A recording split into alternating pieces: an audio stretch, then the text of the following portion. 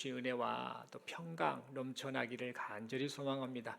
우리 서로에게 이렇게 축복하겠습니다. 새해 복 많이 받으세요. 이렇게 축복하겠습니다. 제가 사실 그 이번 또 설 명절 주일이 또 겹치다 보니까 많이 출타하셨을 거로 예상을 했는데 생각보다 많이 오셨네요. 그래도 또 요즘 그 보면 젊은이들이 많이 안 돌아다닌대요. 명절 때 뭐 할 거냐 그러면 그냥 취업하기 위해서 공부할래요. 뭐 봐서 친구 조금 만나고 말래요. 이런 요즘 그런 세대가 돼버렸거든요. 예전에 좀 힘들고 지치고 피곤하긴 해도 우리 어르신들 찾아뵙고 또 이렇게 인사하는 게 참 좋은 게 덕스러운 모습이었는데 요즘 뭐 그런 게 좀 많이 좀 사라지고 있는 그런 추세가 아닌가 생각도 해봅니다. 그래도 우리가 주변에 있는 분들도 얼굴도 보고 위로도 하고 격려도 하는 그런 기회를 이번 또 설 명절 삼았으면 좋겠습니다. 다시 한번 서로에게 인사하겠습니다. 새해 복 많이 받으시고 힘내세요. 이렇게 인사하겠습니다. 이 시간 저는 축복, 최고의 선물이라는 제목 가지고 함께 하나님 말씀 받기를 원합니다. 여러분 해마다 명절이 되면 우리 마음 가운데 꼭 드는 생각이 있습니다. 그것은 뭔가 그동안 그 감사의 마음을 전하고 싶었던 그 사람들 있잖아요. 그 사람들에게 선물을 전해주면서 그 고마운 마음을 전하고 싶은 그런 마음. 그리고 감사와 격려의 마음을 선물로 표현은 하고 싶은데 약소한 선물이지만 그걸로 그 마음을 표현은 하고 싶은데 경제적 형편 때문에 제대로 인사하지 못해서 참 안타까워하는 그런 마음이 이런 그 명절이 되면 항상 늘 있는 것 같습니다. 그래서 설 명절이 되면 돈 좀 많이 있었으면 좋겠네라고 생각들을 하지요. 제 말에 동의하시지요? 다들 그럴 겁니다.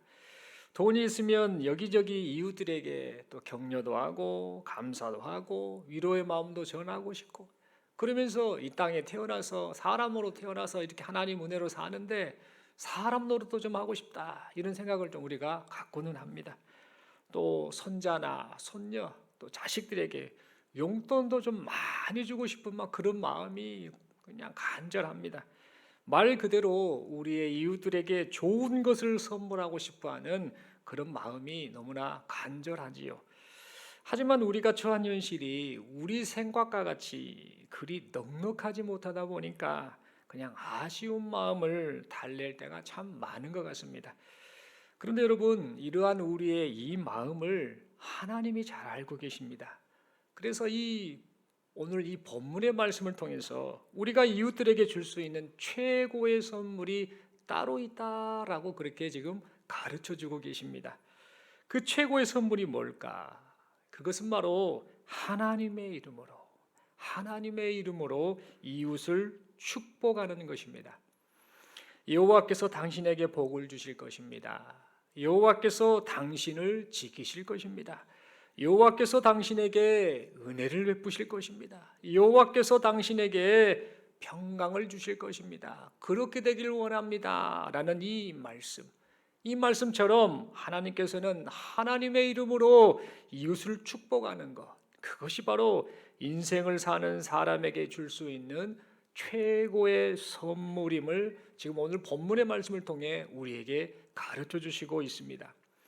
그렇다면 여러분, 하나님의 이름으로 하는 축복이 사람에게 최고의 선물이 되는 이유가 도대체 무엇일까요?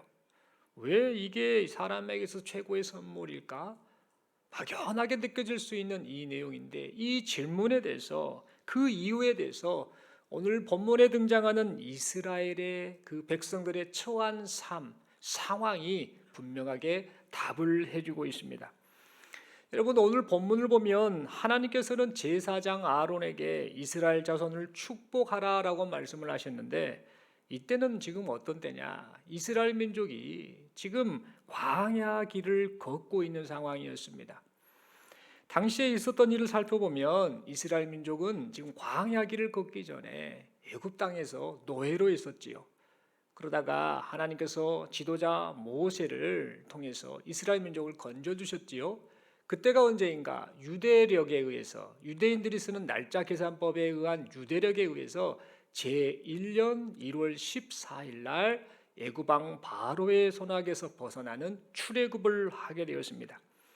이때 하나님께서 이스라엘 민족을 출애굽을 시키실 때에 10가지 재앙을 내리셨지요. 피, 개구리, 이, 파리, 악질, 독종, 우박, 메뚜기, 흑암, 장자 죽음이라고 하는 어마어마한 무시무시한 그 재앙을 통해서 하나님께서 이 애굽 왕 바로의 손아귀로부터 이스라엘 민족을 건져 주셨습니다.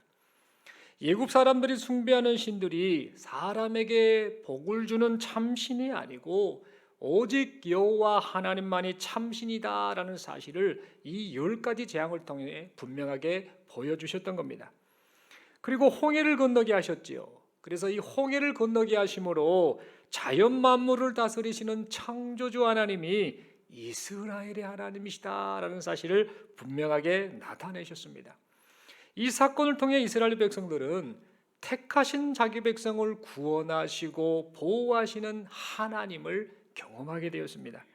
그 이후에 이스라엘 백성들은 출애굽을 한 지 한 달 보름쯤 되었을 때에, 즉 3월 1일 날 1월 14일 날 출애굽을 하고 한 달 보름이 지난 3월 1일에 시내산에 도착하게 되었습니다. 그곳에서 계명을 받고 하나님과 언약을 맺으면서 그곳에서 하나님께 제사 드리는 법, 즉 하나님을 예배하는 방법을 배우게 되었습니다. 그리고 나서 그렇게 시간을 그곳에서 보내다가 다음 해인 제2년 1월 1일에, 그러니까 출애굽한 지 거의 1년 만에 하나님의 그 명령을 따라서 하나님의 임재를 상징하는 성막을 세우게 되었습니다. 그래서 이스라엘 민족이 성막을 중심으로 임재하신 하나님을 의식하고 인정하고 의지하는 삶을 살게 되었습니다. 그러던 중에 이제 본격적으로 이 광야 행진을 시작해야 할 때가 다가옵니다. 그래서 하나님께서 모세에게 인구 조사를 명하셨습니다. 하나님께서 인구 조사를 명하셨던 그 이유는 이스라엘 민족이 장차 광야길을 지나가야 되고 또 마침내 하나님이 약속하신 가나안 땅에 들어가야 되는데, 그런 과정 속에 수많은 적들과 싸움해야 될 이 일이 불가피했기 때문입니다. 그래서 하나님께서는 인구를 조사할 때에 각 지파별로 12그 지파별로 싸움에 나갈 만한 20세 이상 된 남자들을 계수하도록 하셨습니다. 그래서 계수된 20세 이상 된 싸움에 나갈 만한 남자의 숫자가 얼마가 되는가? 60만 3,550명이라는 어마어마한 그 하나님의 군사들이 이제 계수되었던 겁니다. 여러분, 20세 이상의 남자의 숫자가 60만 명 정도 됐다고 한다면 여자아이, 어린아이, 또 여자들 다 해보면 못해도 200만 명, 250만 명은 좋게 넘었을 것이다라고 우리는 추측할 수 있지요. 여러분, 애굽에서 노예였고 그리고 출애굽한 탈출민에 불과했던 이스라엘 민족이 하나님의 은혜로 하나님의 백성이자 거대한 하나님의 군대가 되어서 가나안 땅을 향해 진군을 시작하게 되었던 것입니다. 그런데 여러분, 문제는 그들이 지금 당장 걷고 있고 또 앞으로 걸어가야 할 광야길이 순탄하지 않았다는 점입니다. 이스라엘 백성은 낮에는 뜨거운 태양 아래 있었고 밤에는 견딜 수 없는 추위가 닥쳐오고 또 온갖 위험들이 생명을 위협하고 있는 광야길, 그 길을 걸어왔고 계속해서 걸어가야만 했습니다. 또한 당장 먹을 양식이라든지 마실 물이 없는 상태로 메마르디 메마른 광야길을 걸어가야만 했습니다. 그뿐만이 아닙니다. 이제 이스라엘 백성들이 광야를 지나서 가나안 땅에 들어가게 될 텐데, 그 가나안 땅에는 강력한 무기로 무장한 가나안 족속이 기다리고 있었고, 문제는 이스라엘 백성들은 변변한 무기 하나 없는 그런 상태였다는 겁니다. 그러니까 광야길을 지나서 가나안 땅에 들어가야 되는데, 또 그곳에서 가나안 땅을 정복하는 과정을 밟아야 되는데, 문제는 그들과 싸웠을 때 이길 것이 기대가 되지 않는, 질 것이 뻔한 그런 상황이었다는 겁니다. 말 그대로 막막한 상태였지요. 말 그대로 지금 이스라엘 백성에게는 눈에 보이는 희망이라고는 전무한 그런 상태였습니다. 그런데 여러분, 우리 하나님께서 이 모든 것을 다 알고 계셨습니다. 이스라엘 백성들의 그 상황을 다 알고 계셨습니다. 그래서 하나님께서는 이스라엘 백성을 책임져 주시겠다, 내가 책임져 주겠다라는 의미로 제사장 아론으로 하여금 하나님께서 이스라엘에게 복을 주시고 지켜주시며 은혜와 평강 주시길 원한다라고 그렇게 축복하도록 명하셨습니다.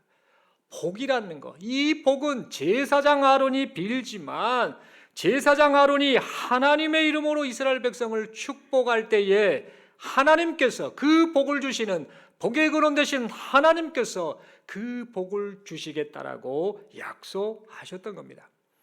그렇다면 여러분, 하나님께서 주시겠다라고 약속하신 이 복의 구체적인 의미가 무엇일까요? 복은 주시겠다고 했는데 그 복이 구체적으로 뭘 주시겠다라는 건가? 그것에 대해서 우리가 함께 좀 생각해 보아야겠습니다.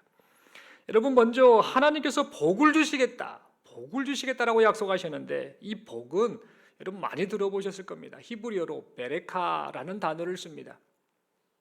이 베레카라는 것은 하나님께로부터 공급되는 온갖 좋은 것을 의미합니다. 막연하게 추상적인 것이 아닙니다.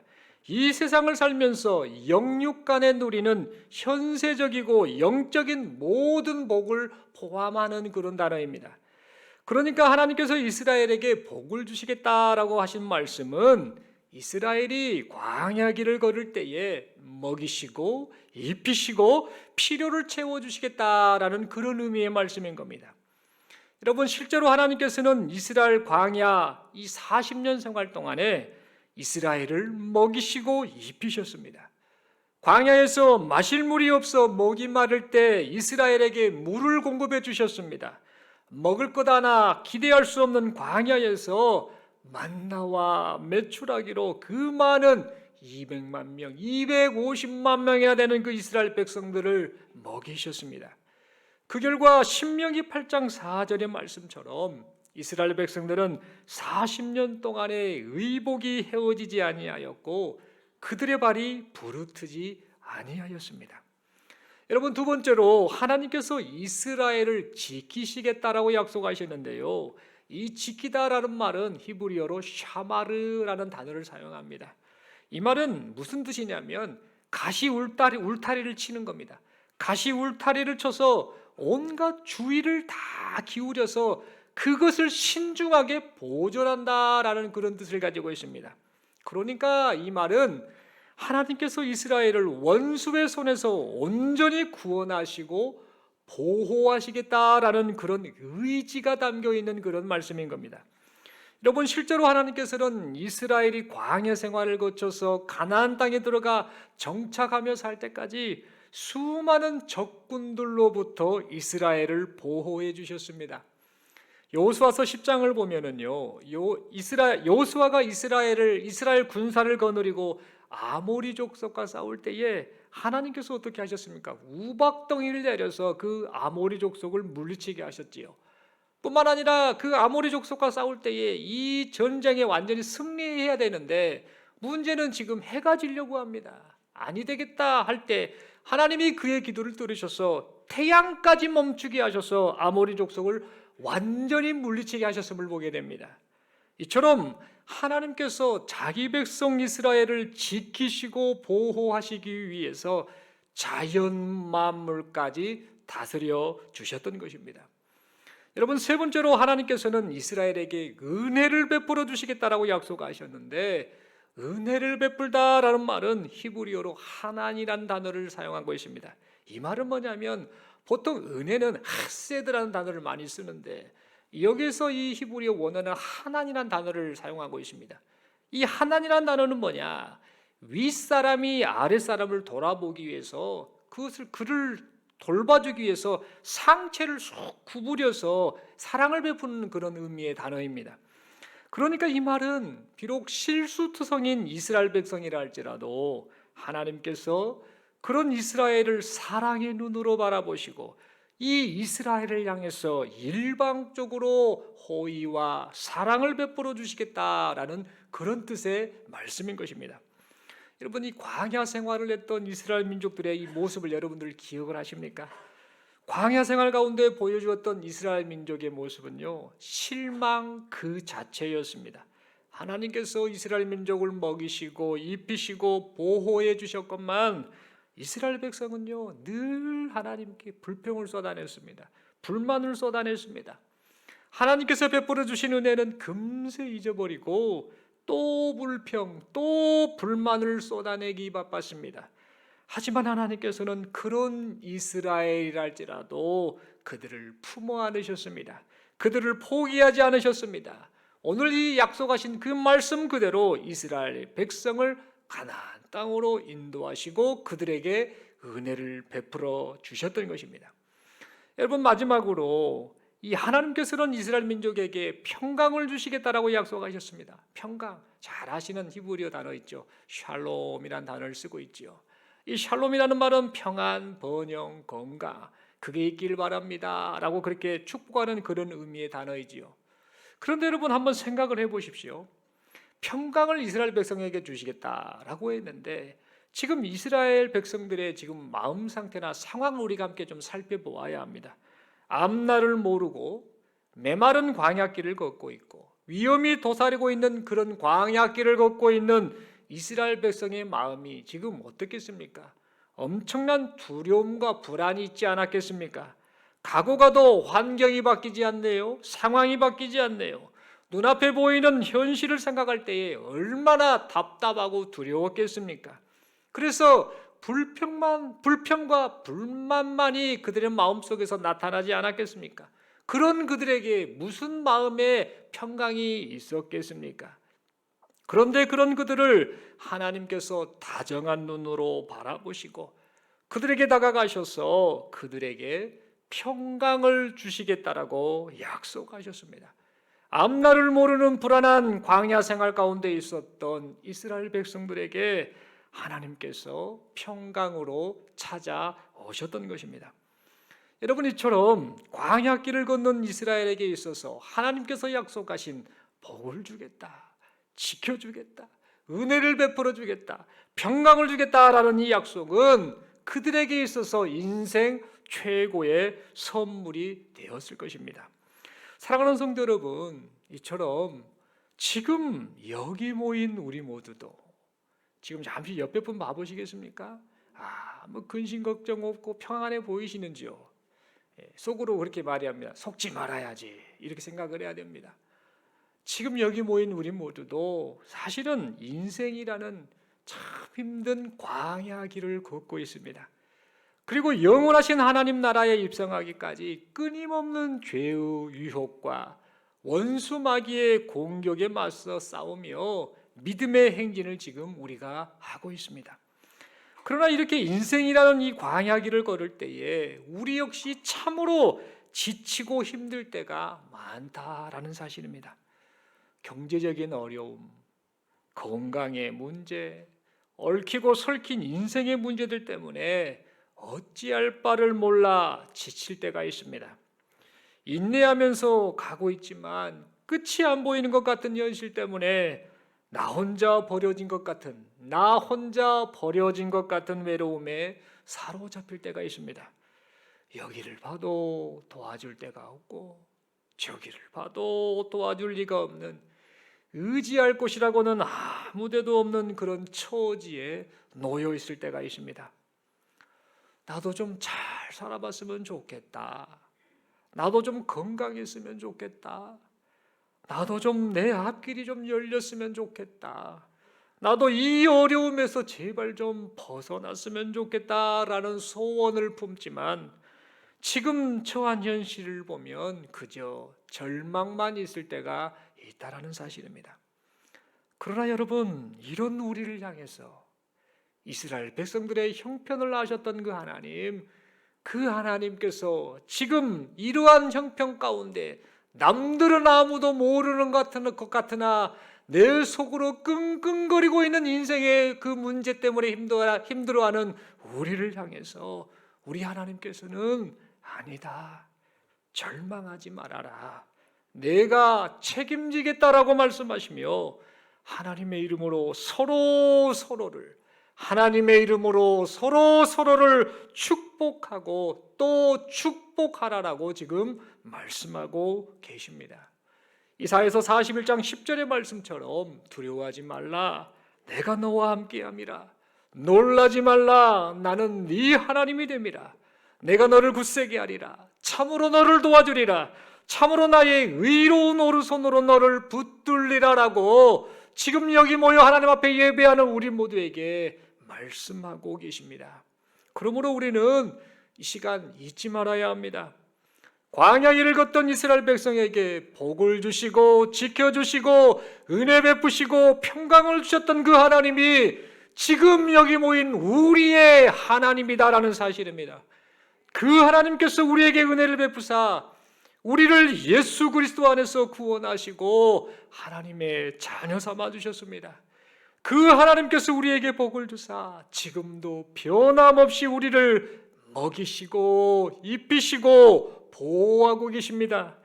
그리고 영원한 하나님의 나라에 입성할 때까지 믿음으로 승리하며 살 수 있도록 성령 하나님께서 평강으로 우리와 함께하고 계십니다. 사랑하는 성도 여러분, 그러므로 비록 우리가 험난한 인생 광야길을 걷고 있지만 우리 혼자 걷고 있는 것이 아니다라는 사실을 잊지 말길 바랍니다. 지금도 변함없이 하나님이 우리를 품어 안으시고 우리와 함께 동행하고 계심을 믿기 바랍니다. 그리고 하나님만을 바라보시는 여기 모인 이 시간 예배하는 우리 모두가 될 수 있기를 간절히 소망합니다. 뿐만 아니라 서로를 하나님의 이름으로 축복하길 바랍니다. 여러분, 초대교회 당시 베드로가 성전 미문에서 구걸하던 안진뱅이를 봤지 않습니까? 그를 보고 뭔가 달라라고 구걸하는 그를 보고 자신에게 없는 은이나 금 대신에 은금과는 비교할 수 없을 만큼 귀중한 하나님의 복을 선물해 주었던 것처럼 여기 모인 우리 모두도 서로를 향해 하나님의 이름으로 축복하며 하나님의 주시는 복을 선물하는 우리 모두가 될 수 있기를 간절히 소망합니다. 또한 나를 힘들게 하는 사람이 있잖아요. 살다 보면 나를 참 힘들게 하는 사람들이 있어요. 문제는 내가 그를 힘들게 하고 있는 줄도 모르고 어찌 저 사람은 나를 이렇게 힘들게 한다냐 하는 그런 사람들 있지요. 그런 사람들, 나를 힘들게 하는 그런 사람들까지도 축복하며 살아가는 우리 모두가 될 수 있기를 소망합니다. 여러분, 미국에 메트로 골드윈 메이어라는 회사가 있답니다. 영화 회사래요. MGM이라는 영화 회사, 유명한 회사인데 이 MGM 메트로 골드윈 메이어라는 이 회사의 설립자가 바로 그 단어의 끝자인 메이어라는 사람이라고 합니다. 이 메이어라는 사람이 이 영화사를 이렇게 만들어서 참 번영하는 그런 과정을 이제 가지고 살아왔는데, 이 메이어라는 사람이 어렸을 때에 친구와 아주 심하게 다툰 적이 있었다고 합니다. 속이 상했답니다. 이때 이 친구와 싸웠는데 친구에게 두들겨 맞았답니다. 엄청 맞고 와가지고 집에 돌아와서 분통을 터뜨리며 막 그 친구를 욕을 했다고 합니다. 막 중얼중얼 하면서 계속해서 10원짜리를 여러 번 셌답니다. 10원. 그러자 어머니가 그걸 보고 있다가 주름이 안 되겠네 싶어서 메이어 그 아들을 데리고 산으로 데리고 갔답니다. 그 높은 산에 올라가서 그래, 네 성질 났지? 그래, 그 친구 욕을 실컷 해라 라고 그렇게 어머니가 말을 했다고 합니다. 그러자 메이어가 화가 막 나서 산을 향해서 소리를 쳤습니다. 이 나쁜 놈아, 이 못된 놈아 하면서 약을 질렀다고 합니다. 그랬더니 그 소리가 메아리가 되어서 다시 돌아오는데 들립니다. 이 나쁜 놈아 10번 울렸답니다. 그리고 이 못된 놈아 이렇게 소리가 해서 다시 돌아오더라는 겁니다.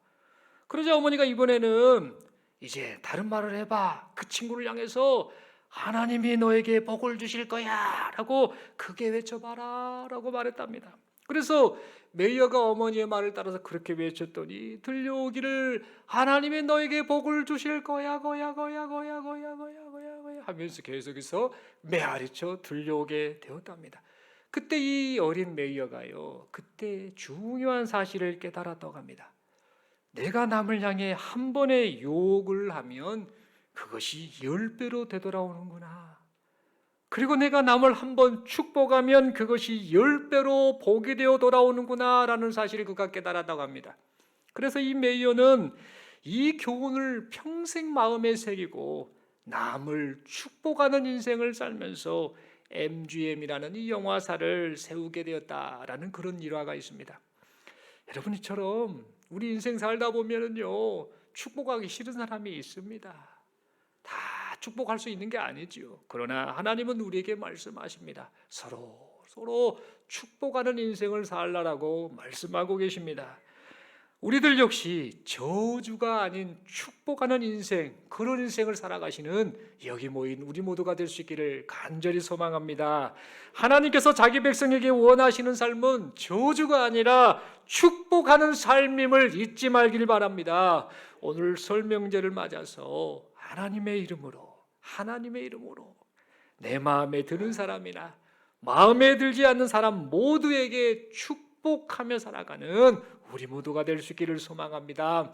그리하여서 서로가 하나님이 주시는 복을 충만하게 경험하고 일평생 동안 살아계신 하나님, 복의 근원 되신 하나님을 자랑하는 우리 모두가 될 수 있기를 바랍니다. 그리하여서 우리를 통해서 세상에 많고 많은 사람들이 하나님께로 돌아오고 그들도 하나님의 자녀가 되어서 그들도 하나님께서 주시는 복을 우리와 함께 누리는 놀라운 역사가 나타나는 복된 우리의 삶이 될 수 있기를 소망합니다. 하나님께서 이런 복을 지금 우리 모두에게 지금도 베풀어 주고 계심을 믿습니다. 마지막으로 서로에게 이렇게 인사하겠습니다. 어떻게 인사하는가? 설 명절 최고의 선물을 선물한다라는 그런 마음을 가지고 옆에 분에게 마음껏 하나님의 이름으로 축복합니다. 하나님께서 당신에게 복을 주실 것입니다. 한 번 더 인사하겠습니다. 하나님께서 당신을 지켜주실 것입니다. 하나님께서 당신에게 은혜를 베풀어 주실 것입니다.